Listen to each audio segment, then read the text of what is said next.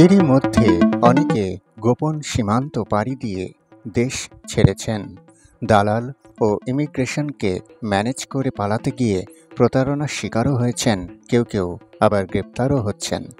দালাল সিন্ডিকেটের সহায়তায় কেউ কেউ ভারতে ঢুকতে কোটি টাকাও নিয়েছেন। তবে ২০ লাখের নিচে কেউ ঢুকতে পারেননি বলে বিশ্বস্ত একাধিক সূত্রে জানা গেছে। কয়েকজন সাবেক মন্ত্রী ছাড়া অধিকাংশ ব্যক্তি দেশ ছাড়ার জন্য ভারত সীমান্ত বেছে নিয়েছেন। দেশ ত্যাগের জন্য তারা যশোর, ব্রাহ্মণবাড়িয়া, কুমিল্লা, হবিগঞ্জ, সিলেট, দিনাজপুরের হিলি ও পঞ্চগড়ের বাংলাবান্ধা সীমান্ত ব্যবহার করেছেন। তাদের পারাপারের কাজে বিভিন্ন সীমান্তে গড়ে উঠেছে একাধিক চক্র। এ চক্রের সদস্যরা প্রভাবশালীদের পার করে দিয়ে বিপুল অঙ্কের টাকা হাতিয়ে নিচ্ছে বলে এক প্রতিবেদনে জানিয়েছে দৈনিক যুগান্তর।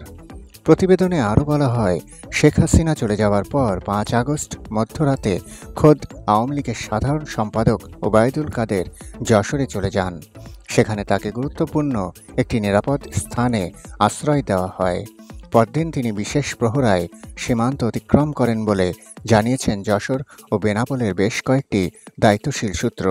তবে তারা পরিচয় প্রকাশ করতে রাজি হননি। তবে বেনাপোল ছাড়াও বেশ কয়েকজন আওয়ামী লীগ নেতা পার্শ্ববর্তী পুটখালি ঘাট এলাকা দিয়ে ভারতে ঢোকেন। ঝুঁকি নিয়ে এভাবে ভারতে পালাতে গিয়ে ভারতীয় সীমান্তে হত্যাকাণ্ডের শিকারও হয়েছেন কেন্দ্রীয় ছাত্রলীগের সাবেক সাধারণ সম্পাদক ইসহাক আলী খান পান্না। ভারতীয় অংশের দালালরা একা পেয়ে নির্যাতনের পর তাকে হত্যা করে। বেশ কয়েকদিন পরে থাকার পর পান্নার অর্ধগলিত লাশ উদ্ধার করে পশ্চিমবঙ্গ পুলিশ। সংশ্লিষ্টরা বলছেন, দালালদের সহায়তায় একের পর এক আওয়ামী লীগ নেতা ভারতে পালাতে সক্ষম হওয়ায় স্থানীয়দের অনেকেই ক্ষুব্ধ। এ কারণে এলাকায় অপরিচিত কাউকে দেখে সন্দেহ হলে তাদের ধরে বিজিবির হাতে তুলে দেওয়া হচ্ছে। তথ্যসূত্র দৈনিক ইত্তেফাক।